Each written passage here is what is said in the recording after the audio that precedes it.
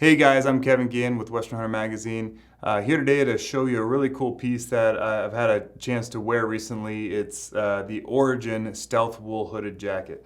Before I get into that, I just want to let you guys know that our YouTube channel here is going to be getting a ton of new updates soon. We're really going to start cranking out more gear reviews, some videos on tips on how to take care of your gear, you name it, tactics, all of that.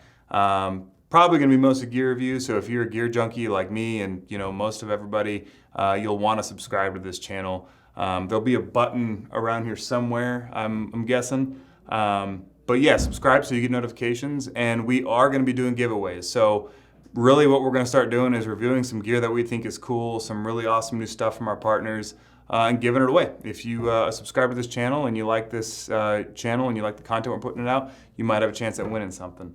So, this jacket, first take on it. If you're like me, you're like, whoa, that's a new camo pattern, never seen it. It kind of has some reminiscent of like that Ridge Reaper look, but it is definitely something very new. What I found with the camo pattern after sitting in a blind on a bear hunt recently for a few days, the thing just blends into that upper alpine environment super, super well. These black tones in here, I think, really play a big part in that, especially if you're in some really, heavy cover stuff in the alpine environment. I believe this is their Highland. Yeah, this is their Highland camo.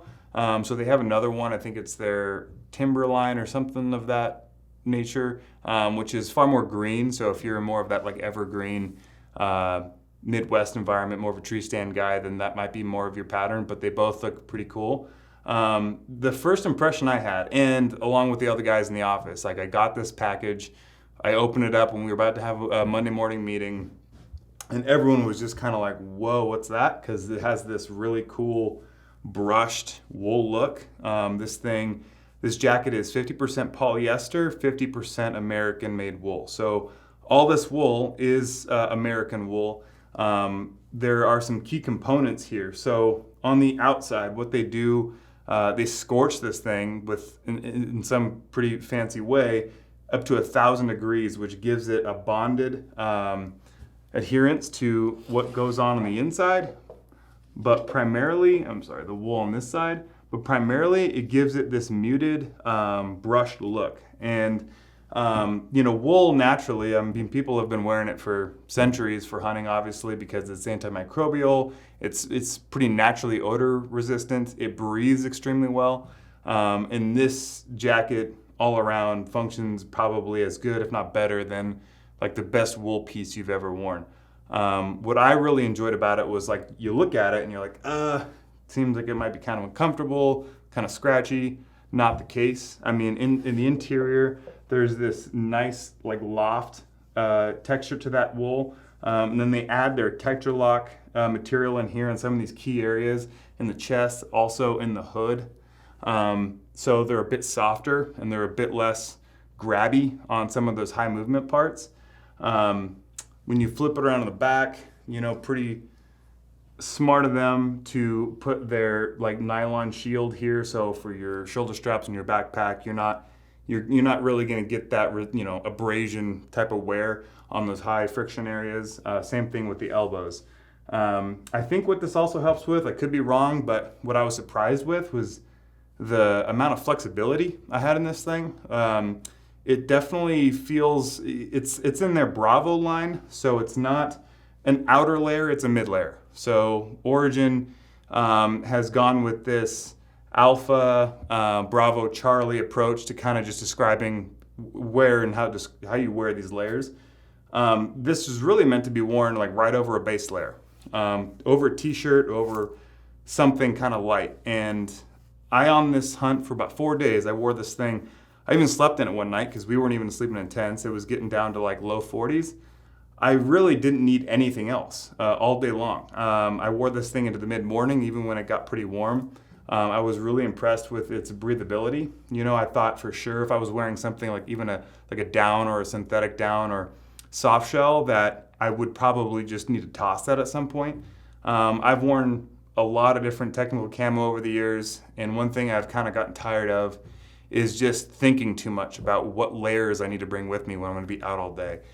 putting too much stuff on and just like thinking about it too much, frankly. It just gets a little bit like that's just not what I'm interested in anymore. Like I'm really just wanting to focus on hunting.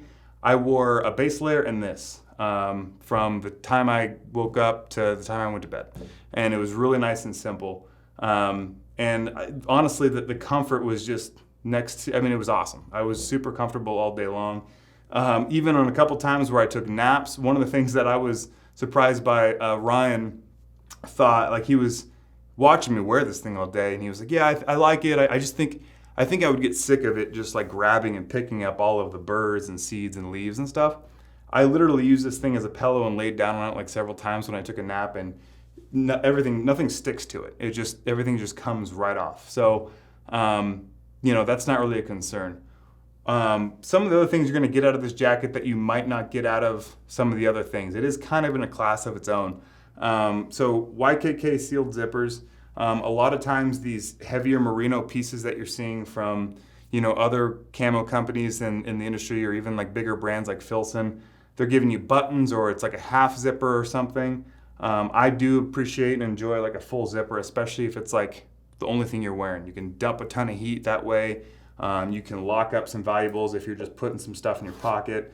And they're not lightweight zippers. They are water sealed. So, that's kind of a nice feature. It is a full functional jacket for sure. All right, I just want to talk about the fit just a little bit. There was some things I really loved about the way it fit, some things I didn't care for, namely the sleeve length was a bit shorter than I like. It's kind of a common issue for me, and I'm sure you guys too who have longer arms.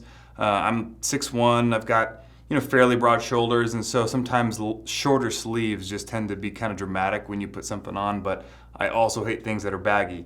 It's definitely not baggy, but I'm going to try it on so you can guys kind of see how it is.